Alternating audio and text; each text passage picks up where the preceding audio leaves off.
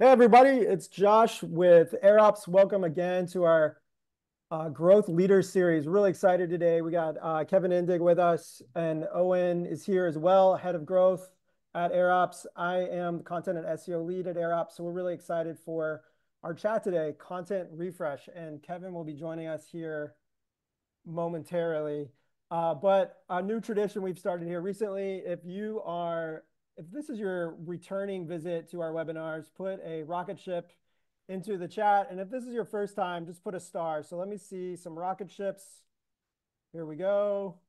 Star equals first time. Okay.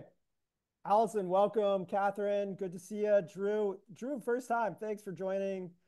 Who we got? Nicholas, Tom, Caroline, Star. We've got, actually, everybody, this was breaking records. I think we had over 800 signups. Whoa. So really glad to see everybody here today. I forgot the rule. The rule, Derek, I got you. The rule is rocket ship. If you've been with us before, rocket equals return, star equals first time. Star equals first time. There we go. Thanks to Jacqueline, Derek, Marlos, good to see you. Kevin Vandeplash, 5 stars. Wow, is that super excited to be here? Thanks for the 5 stars already. Really appreciate that. And Kevin, we're about to Yeah, here promote we go. Kevin here. Uh, uh,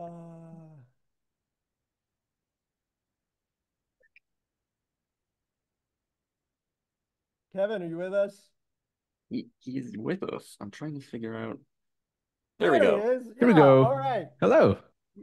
Kevin, how's it going today? It is going fantastic. How about yourself? Oh, we're doing super well for sure. Lots of interest in the topic today, how to refresh for AEO and AI overviews. So I know our audience is like super excited to get going. You were going viral on LinkedIn this week, Kevin, so I hope you didn't catch a cold. You know what? It's a funny coincidence. I actually did catch a cold. Oh, okay. Good sense there. Oh, and you know me so well. All I need to say is hello, and you already know, Kevin's probably sick. But no, in Uh, all seriousness, thanks again for the help. I feel like this is a team win. No, no faulty humbleness, but yeah, this that's was awesome to see. amazing. Yeah, for sure. Well, let me give a quick intro here. Everybody knows Kevin Indig, growth advisor, leader of one of the best SEO AI overviews, AEO newsletters, the Growth Memo. Everyone, be sure and follow that for sure if you haven't. Working with a lot of great brands. And so today we're going to be talking about content decay and content refresh. Then we're going to dive into AI overviews, and Kevin will be sharing some of the research that he's done around that. And then special treat, we have a topical authority AirOps workflow that Kevin and some members of our team specifically put together for this webinar. Really excited to show that and share that with everybody. And then we also have some new research on AEO and content refresh and how you can start refreshing your content along with your topical authority, but to be in the top of the answer engines and AI overviews. So action-packed, lots of stuff. Plus we have a lot of cute questions that have already come in. Super excited. So Kevin, you ready to go? Let's do this. All right, great. Oh yeah, I already talked about this a bit, but yeah, so let's go to the next. First, I wanted to start off here to just mention that to set the scene a bit, we are just seeing so many factors influencing the SERP, content decay, AI overviews, AI mode, the changing methods of search. So I think the big question that we all have is just like, what do we do about it? What can we do about it? And I'm hoping you have a few answers here today. Yes, absolutely. So obviously this is about content decay and content refreshes, and I think this is whenever people ask me, hey, what are some of the most reliable SEO tactics? Content refresh is always in my top 3. I've seen this over and over again, whether we talk about blog content, landing page content, which is often forgotten, but also aggregator sites or bigger sites like a TripAdvisor, right? Is if they get a lot of new fresh reviews. Google rewards that with a freshness signal. And so What's interesting is that this also translates pretty well to the new world that we're entering in. And you can, I know we have some like amazing examples here today of sites that have invested in content refreshes.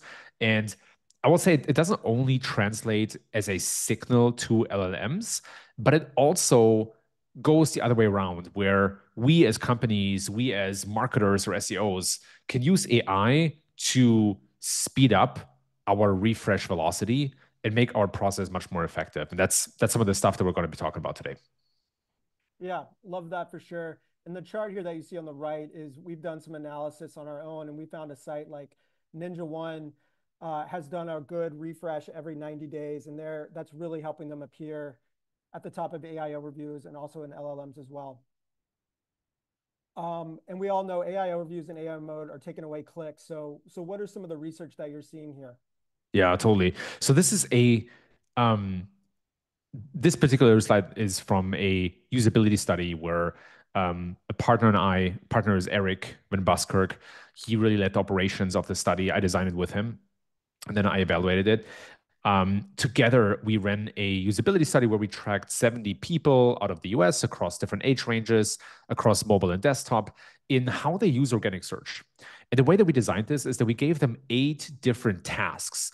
Tasks like find an accountant in your area, or buy this low price product, but also sometimes, search for this health information and, pick the one that is most trustworthy to you.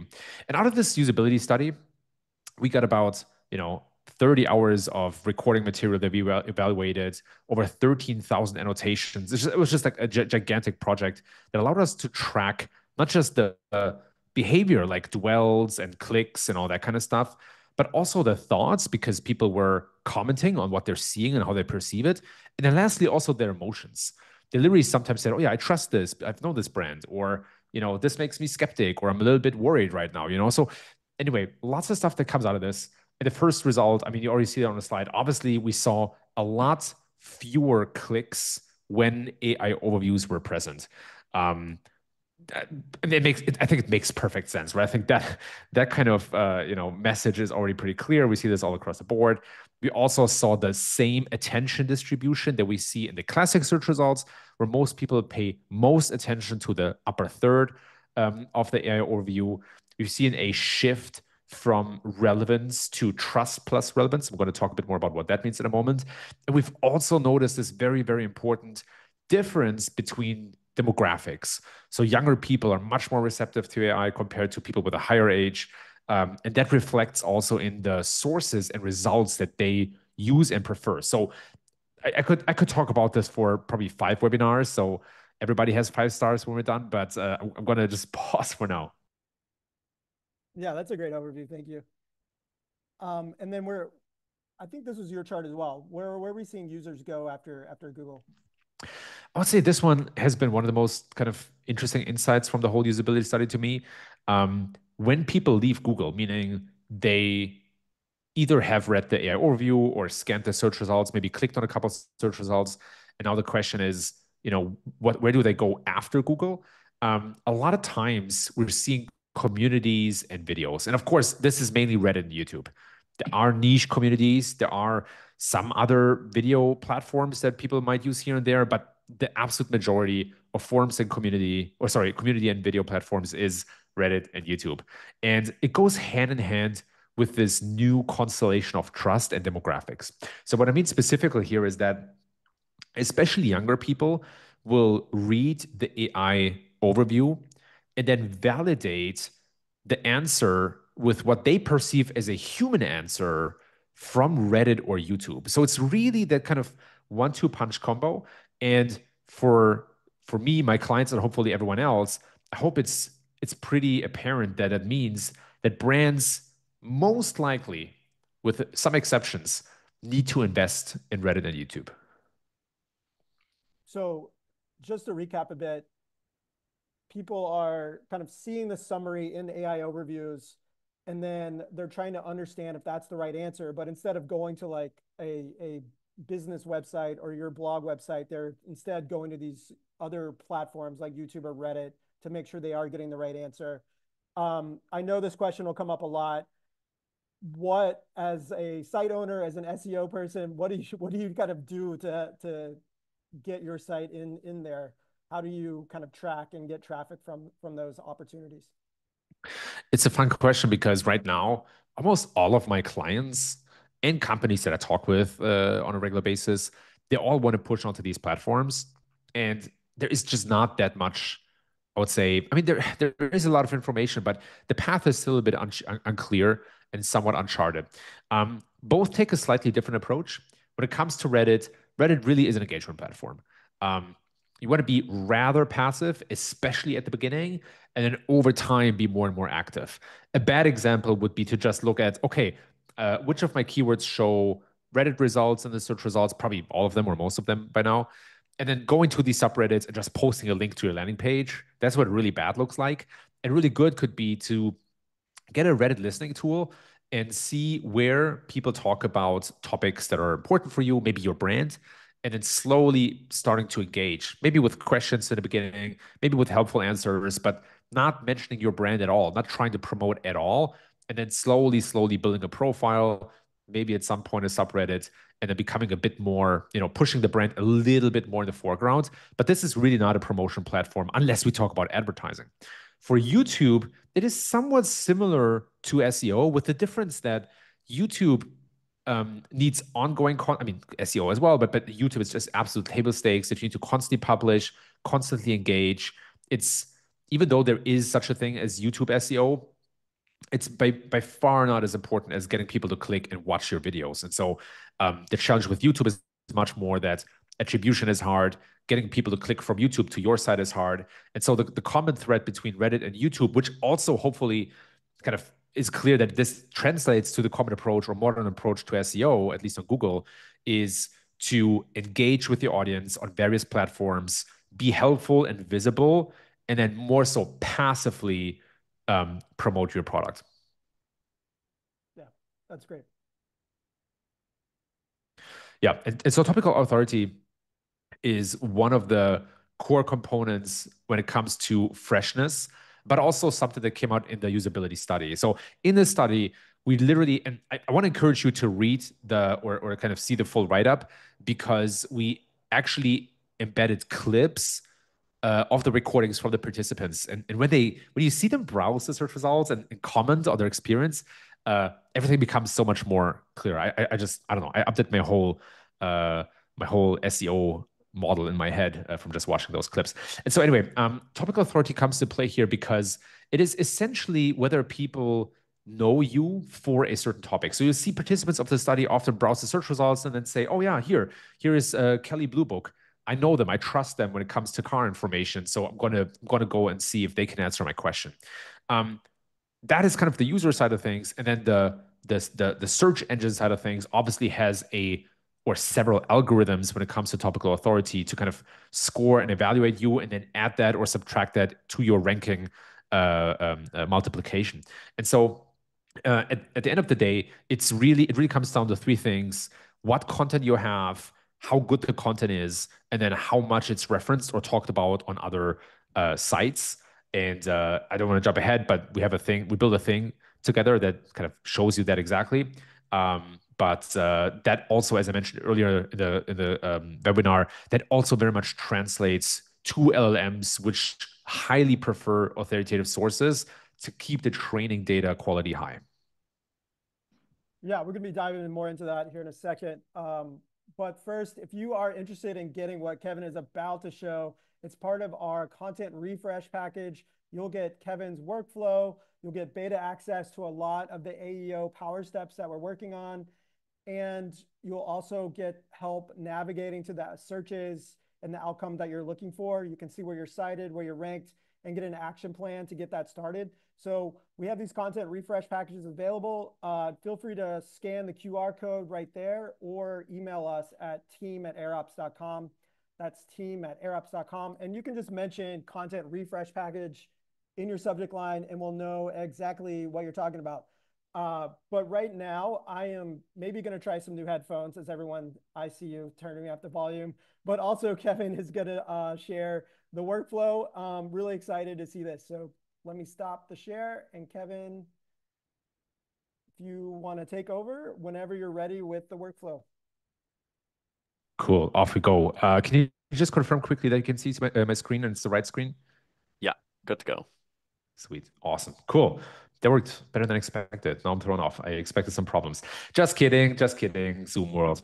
Okay. Anyway, this is so when you hit that link that you're getting in the webinar, when you use that tool, that is essentially what it looks like.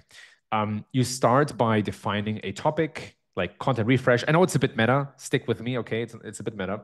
But you define a topic like content refresh, and we set a threshold to have the topic be at least 2 words long, just so that we avoid these super broad topics, right? Your topical authority for SEO is just, or for CRM or something of these like big shot topics. It's just much harder to monitor or to analyze, and probably only relevant for a few sites. But let's look at actually my site. I have not tried this before, so I'm totally prepared to be embarrassed. And look at how high my authority is for the topic content refresh. This is my email. Now you can all email me, and let's run this thing through. So it goes through a couple of steps. As you see, we have 23 steps here that I'll double click into in just a moment. That it might take a couple of minutes to run through. But while this is running, again, this is a tool to basically help you understand, if you need to invest in more content in that space, meaning in that topic specifically, or if you need to refresh some content in that space. We're going to come back to just the whole methodology and kind of reasoning about refreshes. And then lastly, we also factored in your backlink profile. So when I'll kind of double click on the skeleton behind this thing in just a moment, you'll see that we factor in your backlink profile from SEMrush. We're making it, and we're kind of making it very topical. So topical means we make sure that we regard the anchor text for that topic. We also look at your competitors, et cetera, et cetera. So I'm going to give this just a second to finish here, and I'm going to show you what this looks like under the hood. See if I can actually open another tab. Beautiful. Okay, we'll just do that. We'll come back to it. Maybe that keeps the suspense high. Okay, so this is the workflow under the hood. You see it goes through a bunch of steps and loops. All of this you can build yourself in AirOps if you want, or you can use this specific workflow as a power step or as a template to connect it to some of your other templates and power steps. We've built 2 so far, so you can be super creative with this. Now, when I open all of these fields, I'm not going to go through each of the steps, but I want to kind of get to a couple. The first one, we're just kind of looking at the right country to make sure we're getting the accurate data, getting the correct date, blah, blah, blah. A bunch of kind of hygiene happening in the first couple of steps. That's where we filter it down to 2 words. And then some cool stuff starts to happen. So this is where we leverage the SEMrush API to look at your traffic, and kind of the URLs that are relevant for this topic, to see, how are they performing right now, and how well is it going. We pull more URLs from your site related to the topic. We get all their keywords. Let's see. We look at the backlink profile here. Very detailed. We have an authority score. We have total number of backlinks, referring domains. So you can see there's a lot of detail here, lots of variables to get to a good result. That stuff happens a bunch of times. We remove some kind of noise from the data. We focus on the top 10 related keywords just to keep the signal high and make sure that the recommendations are good. We then scrape the search results a bunch of times. Again, this is a loop that runs through all of the data that we've collected so far. Then we look at your top 3 competitors based on that specific topic. So you might not see the top 3 domains that you typically compete with for certain topics. It can vary, but this is highly topically filtered. And then we're kind of doing the same thing again, where we get all that data for them as well. We clean it up a little bit, and then out comes the final output. We have make sure we format that correctly, and that's pretty much the end. So 62 steps, or maybe a bit more in total. And that all should lead to this result. Great timing, AirOps. Thank you. So what you see here is essentially my topical authority score for the topic content refresh. Not the highest as you see right now, but I will say I'm competing with some big brands here, so I can live with that result. Um, what we cover in this report is a bunch of metrics. There's some explanation here of how this all comes together, but we'll show you how well I and other sites here are covering the most important subtopics. Something like, maybe you want to talk about a content calendar when it comes to content refreshes. Maybe you want to talk about coverage gaps, right? Like all this stuff seems to be better covered on competitors. We're looking into backlinks. I walked you through all of those numbers before. Seems like I need to do some work on my backlink profile. Could also be like a little data error here because I think I have a few more backlinks than that, but all good. Yeah, we're seeing here some like little data bugs. And then we give some recommendations about how do you actually move the needle up on this. So it's not just a report for the most technical people or in the weeds people. This should actually be something that you can very quickly also forward to maybe your leader or maybe craft a slide deck out of. And then lastly, we're actually giving you legit URLs that rank for keywords in that topic that you should consider updating.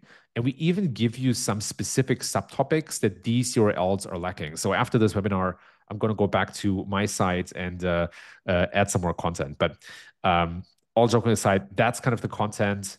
That's the output. You get it all kind of broken down very clearly. You can quickly copy paste this to a Google Doc if you want to share it with other people or share it straight out of AirOps. And then the best thing about this is you can just click on edit workflow, customize it to your needs and wants, and you can connect it to other workflows and then, build the craziest grids and workflows that the earth has ever seen. So that is how this works. That is an impressive set of workflows and data. What I love about this is you immediately get action steps that you can take on your URLs and on your website. That's what a lot of other tools may not necessarily have, is just kind of like it shows gaps, et cetera. But it's like, what do you do about it? And this workflow customized to you, it shows exactly what you need to rewrite, refresh to really move up in visibility. Exactly. And the reason that it's so good is because I got a lot of help from Cindy Ouyang from the AirOps team. Cindy really built this whole thing based on, kind of my concept and vision, but she's a real MVP. So big shout out to Cindy. And Yeah, for sure. on that, Kevin, as well, huge shout out to Cindy. Like, maybe walk us through how, because I saw a lot of people mention in the comments how they do this manually today, and that this is an improvement. Maybe walk us through your initial framework that we started talking about that like ended up being turned into this workflow. So, how do we kind of go in the process flow from what was in your brain, maybe mapped out step by step, to actually like bring it to life in a workflow? It's a great question because I feel like um, a lot of people have all of this kind of natively integrated in their hard drive, meaning in their memory. I'm not talking LLM memory, I'm talking their actual human memory. And the exercise of mapping that out and forcing yourself to be very clear is huge. So whenever I build a workflow in AirOps, I often learn something new or a different way to think about a problem because I was never forced to be that specific and precise. So the framework that we use is basically a very simple formula out of 3 variables. The first one being content coverage. So, basically for a topic, how many pages do you have and what do they target? The second variable is how well they do that. And the third variable is how that's supported with backlinks and references from other sites, which is kind of more of the authority piece. We weighted each of these variables. We kind of broke them down into sub-variables and data sources and ways to stitch all of that together.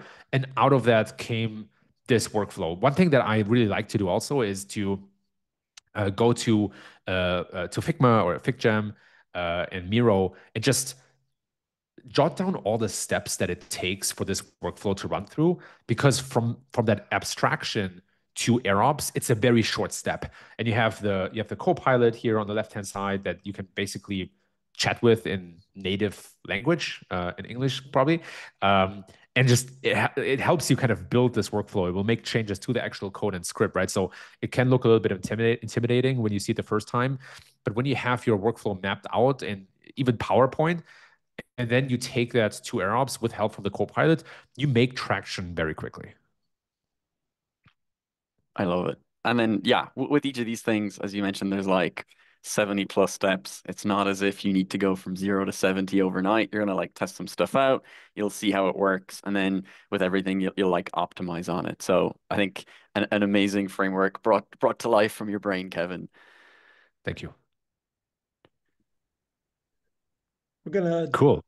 yeah, we're gonna jump back in a little bit to our presentation here. Owen's gonna share, but Yes. I think I mean, speaking more broadly, I think topical authority is just so important, taking a step back, because then across LLMs, across the SERPs, across Google, you can really start to hone in on what your site is known for instead of just being like spread all the way across so many different topics.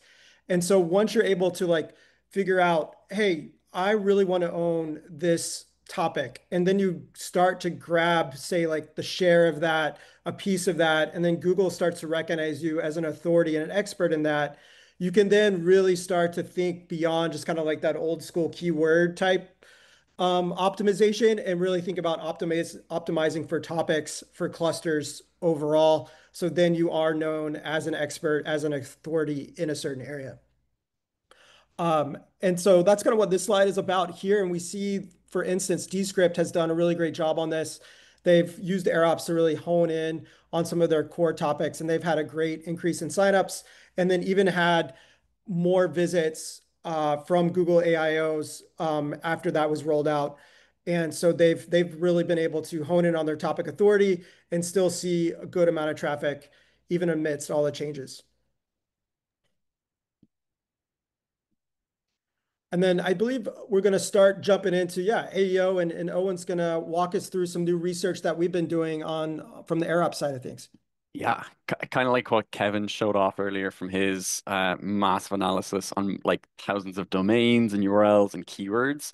We're kind of gonna flick here between some stuff that we have going live next week around AEO readability, and then a lot of the research as well that Kevin has done in tandem, which again kind of looks at like GPT, Perplexity, AI overviews, really how you can bring everything we just thought about there on like topic authority and your brand, how you can get your brand cited in AEO, which I'm sure for everyone here, that's like a huge channel that you're trying to capitalize on. So when we think about like AEO readability, it's about like brands feeding agents the right information. So agents need the correct, optimized, and like structured content to present your company, your brand in the correct way when a user queries it. So, like Kevin said, across different like demographics, a lot more of we'll say like tech focused age groups are really using agents to get full answers rather than trying to piece together processes from Google. So,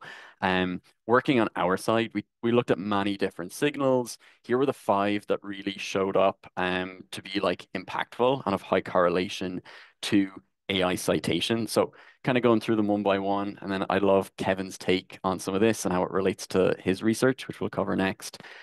Number one is freshness signals. So, everything we covered with respect to content refresh like LLM generated responses, they favor newer publication dates. So that needs to be communicated correctly, which is where we lead into readability and structure, the correct schema.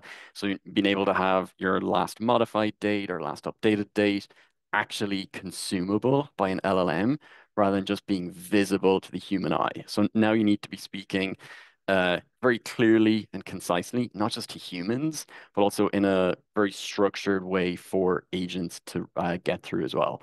And similarly, where we think about like people also ask or AI overviews, which Kevin touched on, it's the extractability. You want to like parse the data, structure it so that it can really be consumed by the agent and then presented, be it in AI mode or Perplexity or wherever else a user is performing their search.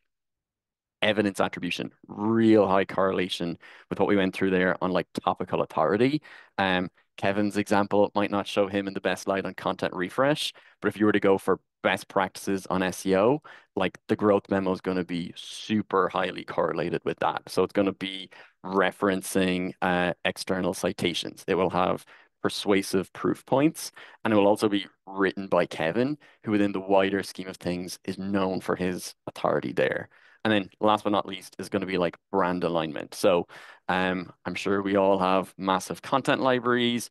Trying to keep everything up to date with new updates and features that come out is really, really tough. We've seen a massive correlation between being able to maintain refreshed content or maintain updated content with everything that you're putting out most recently.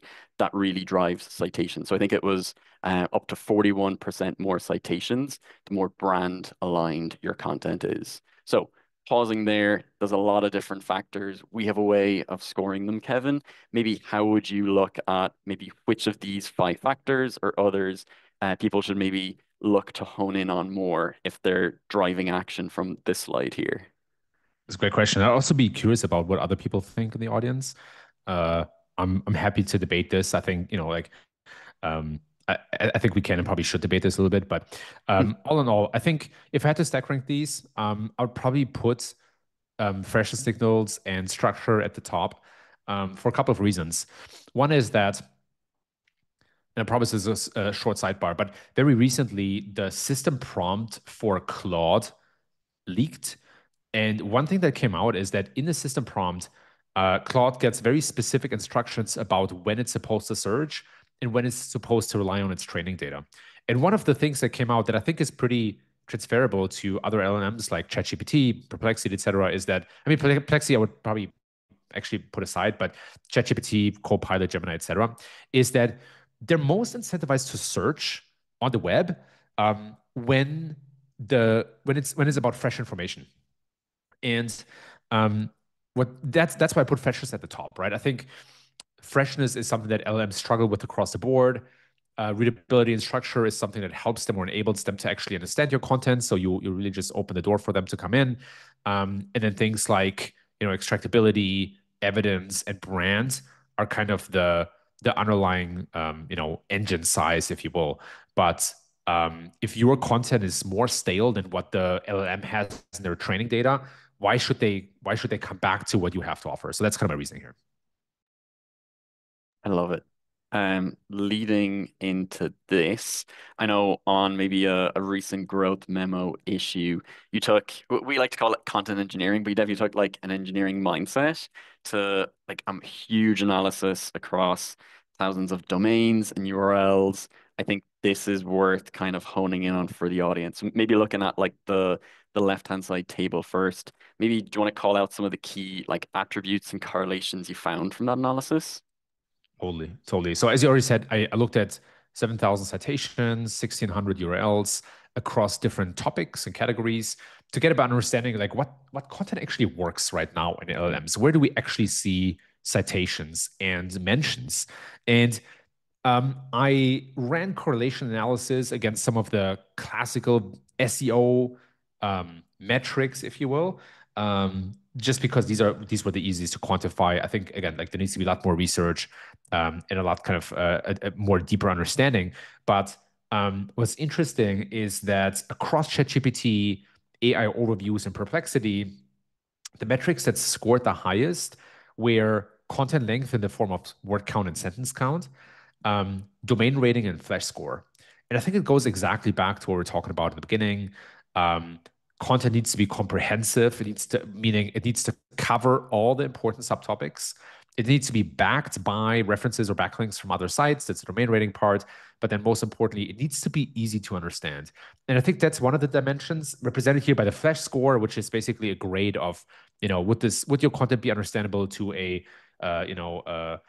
third grader or a kind of a college graduate? Like how complex is it? And I think what's critical here is that you want to make it easy for your readers to understand your content while actually covering all the subtopics. So there's a certain tension that you need to keep. But those are kind of the most important things. And then you even see that like traffic, keywords, and total number of backlinks doesn't really stick out at all. And I would say these are all like correlations. So right, like these are all like not I want to put that into context. But I think a point one already is an indication of a correlation. And then, you see some of these like total traffic, total keywords, total backlinks things. They're basically zero or negative, which means that just the volume does not automatically transfer to LLMs. And it does not mean that the sites that already get the most organic traffic in classic search will also have the most organic traffic on ChatGPT and Co. Yeah, that's so interesting. And I think what's also key is what you have on the right-hand side here.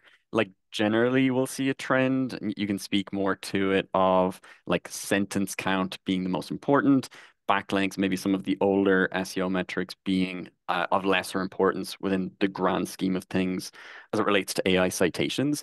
Any particular call outs here with respect to between the different like answer engines, anything that you've seen to be like significantly different between them and what they're scoring and like looking for. Yeah, it's interesting because Perplexity seems to be um, a little more of a fan of domain level backlink strength. So, and I think it's in part because they lean so heavily on Google and they place themselves as like a or position themselves as something like a search LLM, right? So they Mm, clearly want to be an alternative to Google, and I think that's what causes them to lean a bit more on backlinks while ChatGPT leans so much less on backlinks. And part of the reason could be that they actually base their answers so much more on Bing, which doesn't have completely different ranking signals and factors than Google, but yeah. they're also not exactly the same. So there are some light differences, but I would say by following the recommendations coming out of the slides in this graph or article, you're on the safe side with all the most common LLMs. I love it. I know we have some amazing questions gathered in the Q&A, but also previously that touch on so many of those things. So I think we'll pause on that one until we get to the Q&A to give you some more breathing room to fully flesh it out for us. Um, Someone else asked for like more like proof points. Here are some data points we've gathered and we found from like third-party sources as well, just to back up, like Kevin mentioned, freshness and structure being two of the key elements to like obtain citations. So when we look at freshness, like it stood out from, I think a SEMrush study was where this was from, which was 95% of pages cited by GPT were updated in the last 10 months. So when you think about an 80-20 rule, this far surpasses that. So I think that's one clear signal. And then on our side, which we'll get into our leaderboard, um, for updated pages are 4.8 times more likely to be cited as well. And that's within like GPT and Perplexity. So just like we like to consume really good content that's well written, like Kevin's growth memo, agents need properly structured data and content to make sure that they can consume it and then repurpose that within their answers. So yeah, 43% more citations to pages with properly structured FAQs, schemas, and then that comes back to the basics that we all know of like H1s through H4s. And another like proof point I think Kieran Flanagan shared out pretty recently was 76% of HubSpot blog monthly search visitors were coming from these older posts. I think their metric was like greater than 180 days since they were like updated or modified. They ran a refresh on it and that increased their traffic essentially by 2x, 106%. And now that cohort of refreshed pages captures 92% of signups. So again, we're thinking of like 80-20 principle, but they took the cohort of pages, their lowest hanging fruit, that were not fresh, that were very much outdated, and they doubled their traffic from it. And that really captured basically a lot more of their signups. Um, this is our report, which is going to come out on Monday, which you'll also be able to test out a flavor of your domain on and your top URLs. It was really interesting preparing this with Josh's help, because as I went through the list, I actually noted that there was 13 logos of our top 50 that I think Kevin has worked with before. So I'm very interested in getting his take on maybe his inside information on what some of these companies are doing, and then maybe how you can action upon it. But just to take one step back and explain what this is, like Josh mentioned earlier, we took 50 of like the top leading SaaS logos across like G2 and Crunchbase reports, And we did like a thorough analysis on about 100 to 150 of their top ranking and top performing URLs. So we went through all of these five signals, and that correlated to about like 7,000 pages. So we're kind of ranking everyone based on the overall score, which is a weighted factor of these signals here. So freshness, again, is update frequency. Structure and schema is proper use of their headers, their schemas, FAQs, and like title tags. Authority and evidence very much leans into what Kevin spoke about earlier. So like topical authority, and are they referencing like a cited author? That is so simple. It's so important. Snippet extractability, again, we keep honing in on it, but how easy is it for an agent or AI mode from Google to pull out like a passage from your text and give it to someone in a response?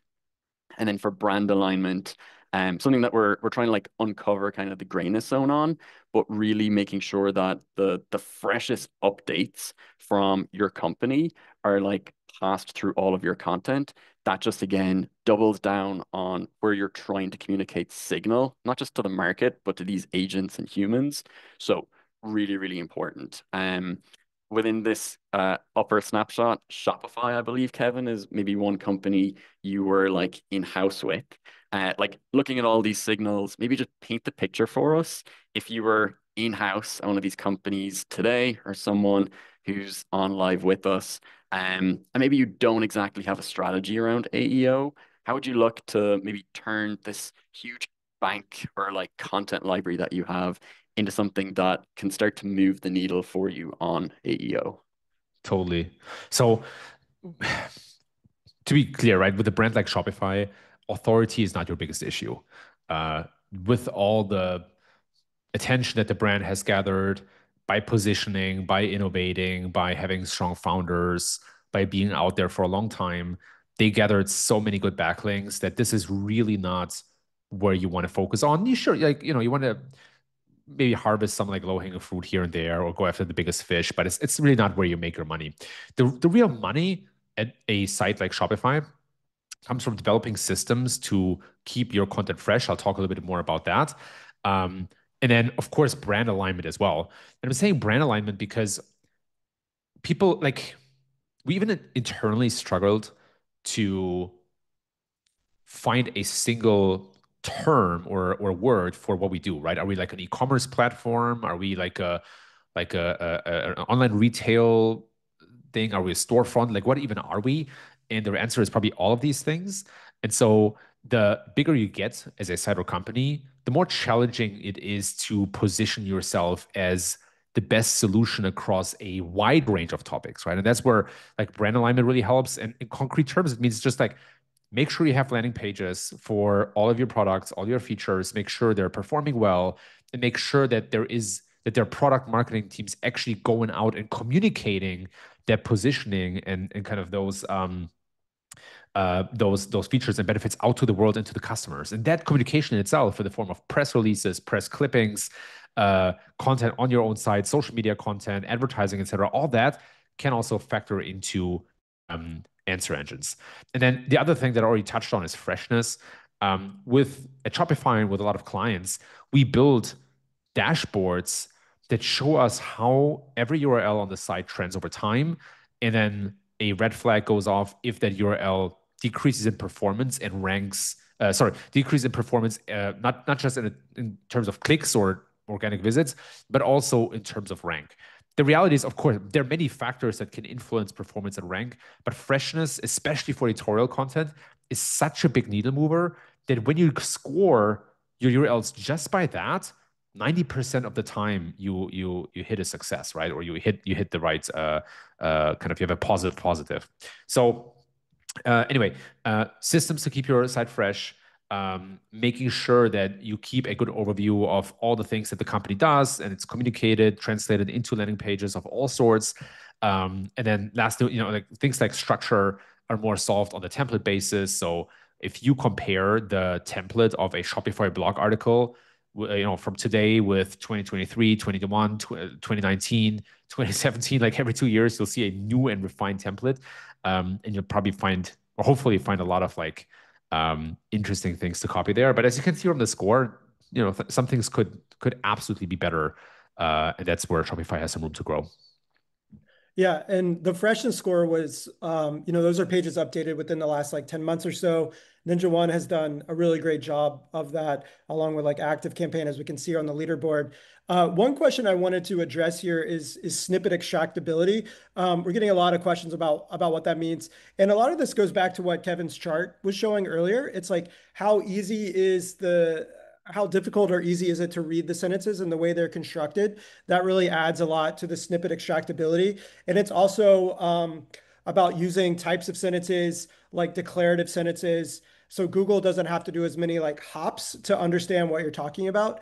And if anybody is interested more in that topic, Steve Toth did a really great webinar with us a month or two ago where he went really in depth on what that meant. So I would encourage everyone who has a question around that to check it out as well.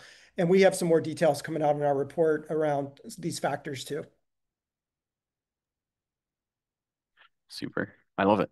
Thanks for the detail, Kevin. I think that leads us nicely into this, which is like one takeaway you can have from this session, which is 5 no regret moves to boost AEO citations. Obviously, everything we covered earlier is really relevant. We just tried to capture it here on one slide, which you might be able to screenshot and then reference later as we send out. We'll send out the full deck and the recording as well. But just briefly running through it, yeah, refresh anything for sure older than 12 months. You have a lot of low-hanging fruit there, and it correlates directly to, I wouldn't just say citation, but also just like SERP ranking too, and how often you'll come up in AIO. Number two, like what we went through there, add or update schema on every high intent URL. Super low hanging fruit, but properly structured FAQs are going to get you far more citations. And again, they're going to drive you up the SERP. Front load evidence blocks. So you want to signal expertise early, be it with authors, again, referencing out to external links that, again, build upon the what you're trying to like add to the conversation. You're trying to be persuasive. You're trying to add in other data points. You want to signal that expertise, not just to your users, but nowadays agents. Compress paragraphs and use ordered lists.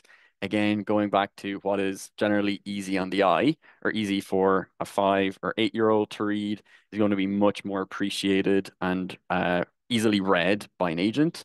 And it'll also improve your snippet capture. And then last but not least, map FAQs to landing or solutions pages. Again, this just is juicing your website with improved internal links and then making sure that for someone who wants to double click, they can like literally do that and go and find information elsewhere. And then just as agents are crawling or Google is crawling, you're just like doubling down on the intent and the user journey that you intend someone to go on, so that they again see your brand, see your website in a much more positive light. So anything here, Kevin, you'd want to add or like layer in on top? I love the no regret framing. So this really is no regret. I think this looks solid. Let's jump into Q&A. Okay, one last thing before we go to Q&A. I know a lot of people were asking about proof points. So taking in all those attributes, like you're gonna start asking yourself, as I definitely would, like how do I start to turn any of this into action? So like how do I adapt my content processes? How do I take the learnings like Kevin shared out and like actually like double down on them and get the most out of this new world of search? And then generally, I always want to ask, how are the best teams doing it? So someone asked, maybe how do we tie, I forget their exact name, it could have been Ryan. How do we tie increases in citation or in what we've referenced as visibility into the bottom line? So I think it's well called out here by 3 of our customers who've had early access to AirOps content refresh, but Descript, who I think we'll highlight later, with their content refresh, they're not just driving more, or they're not just driving quicker refreshes, 5 to 10x. They're also driving more visibility, but most importantly, they're increasing signups by 35% to those pages that they have refreshed. And again, Lightspeed falls in very much a similar ballpark on conversions. And for them, that's like demos that are booked. So kind of how do we approach it? How do we do it with them?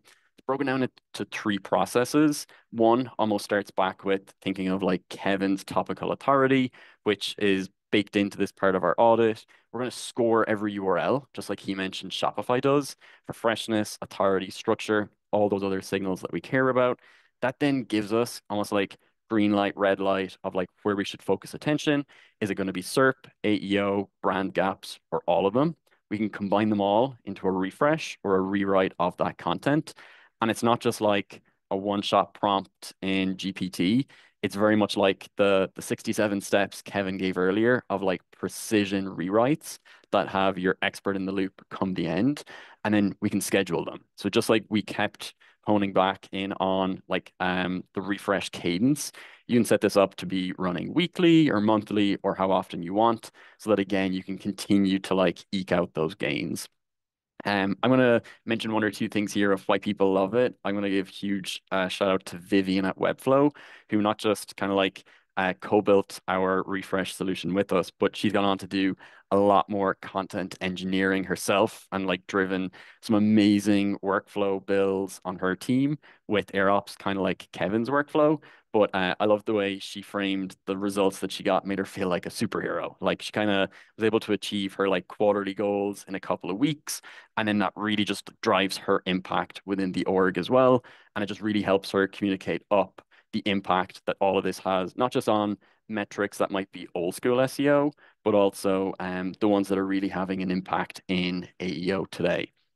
So with that, this is a customer story we hope to have out next week. I didn't want to show their logo because I haven't got full approval from it. So please don't tell them, even though I don't have their logo included. But this was something that our champion internally, their director of SEO, shared back up with their CMO. And it's just from their like weekly report out. So they're seeing a clear lift in LLM visibility after they've published new, but also refreshed articles. So they look at a global set of queries that they care about the citations for, and now they're up to being the number one cited brand on 28% of those from 21 in April. So from where they were, that's like a 30% like increase, but like five of the seven top cited articles were refreshed. So this means that they weren't investing in net new content creation. They were really eking out value from what they have. And it comes back to all of those key pillars that we spoke about. So their takeaway, or his takeaway at least, was new high quality content is helping visibility in both SEO and LLM, but also drive results. And they're seeing that on their bottom line too. So just wanted to leave you with this, and then we'll open it up to the Q&As that everyone sent in and everyone has been dropping. But if you're ready to, I'll say, adapt and thrive in this new era for organic search, we'd love to kind of like share some items we have on our side, which we're packaging into our refresh readiness package. So what's included will give you full access to Kevin's workflow. I know a few people saw like a few data bugs earlier. You might want to like update that to your own need, your own brand. You'll have full access to it. You can do whatever you want and hone in on like the particular elements that you want. And number two, we're also launching pretty soon AirOps AEO power steps that help you with tracking and actioning on everything that we just went through there. We want to make sure that people who opt into this package get full access to that starting on Monday. And then last but not least, you'll work with a content engineer and a content expert on our side just to help you see and help you refresh the content on your domain. So we hope everyone can drive more signups like Descript or drive conversions towards their primary CTA. So yeah, reach out to us on team@airops.com, scan the QR code, or find one of us on LinkedIn, and we'll be more than happy to help you out. But with that said, I want to make sure we leave plenty of time for many of the amazing questions we got in. So, Josh, I might let you prioritize these as you see fit.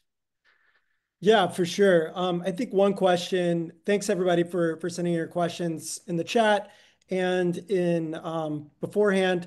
One question, of course, that everyone has is how do you kind of track visibility and for appearing in LLMs or in AI overviews? Great question. Um, you still very much rely on third-party tools, Google or other LLM developers to not give us data about, like obviously ChatGPT, etc. but also Google specifically does not break down data from AI overviews or AI modes. They report the clicks and impressions and the position in Search Console, but we're not able to filter it out. So that makes the whole thing a bit tricky. Right now, the most common approach is to cast a very wide net in terms of the number of prompts. So you track a lot of prompts in a third-party tool of your choice, um, and basically see if you're mentioned in the answer, if your competitors are mentioned, in what sentiment you're mentioned, and if you're cited. And those three basic variables allow you to build your own share voice score or use a out-of-the-box share voice score from another tool. And then you basically optimize for that theoretical, you know, list of prompts. So you optimize for being mentioned and cited more often. And the ways to get there are usually creating more content or specific content, improving existing content, getting more references, getting mentioned more out on the web. Um, I mean, it's probably a bit far out there, but obviously also influencing and marketing to your audience so that when they see you mentioned, there's a higher likelihood that they click on your citation or kind of believe the answer when you're mentioned. Yeah, and it's a lot of those off-platform references, like we mentioned at the top as well. Another question coming in, I think is pretty relevant for refresh is if you just have some limited resources, should you invest in new content or should you refresh your old content when we're considering AI mode, AIO reviews, AEO, LLM visibility? I'm always a fan of making sure you can maintain and sustain your existing body of content before adding more. And there might be exceptions when there is, for example, like a very like clearly an article or a piece of content or a landing page that you need. By all means, go at it. But I found that most companies underinvest in refreshing and maintaining their content, and too many just add new stuff on top. And that leads to a couple of problems. One is the spinning wheel effect, where old content decays, new content ramps up, but you flatline in terms of your performance. But it also is often a very poor user experience, right? When people land on outdated content, that is one of the biggest reasons for why they jump over to your competitors. They send a really bad signal to Google. And if that happens too often, then Google will just deprioritize you in the search results.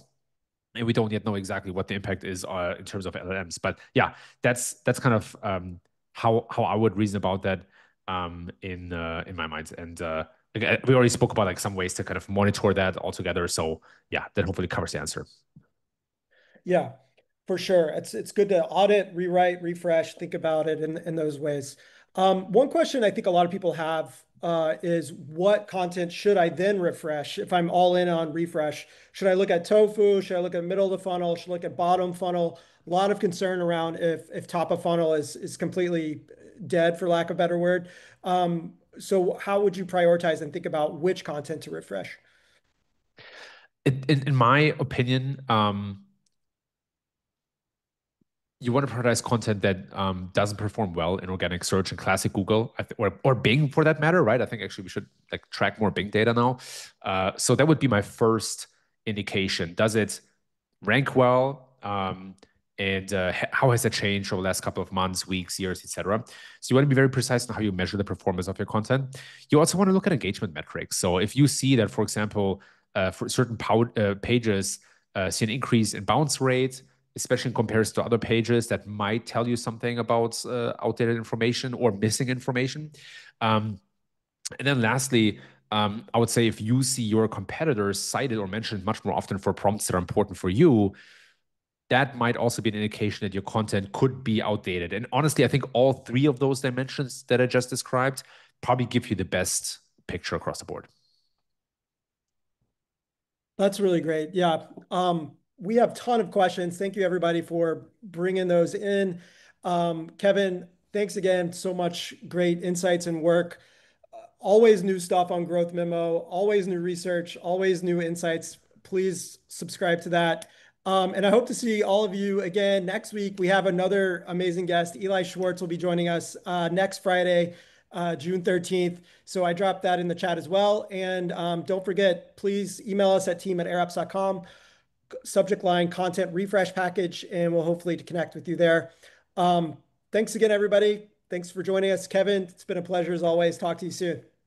Same here. Thanks so much to you, to the team, and to everyone else. Thanks. Thanks so much, Kevin. Thanks everyone for joining Cheers. us. Have a good Thursday.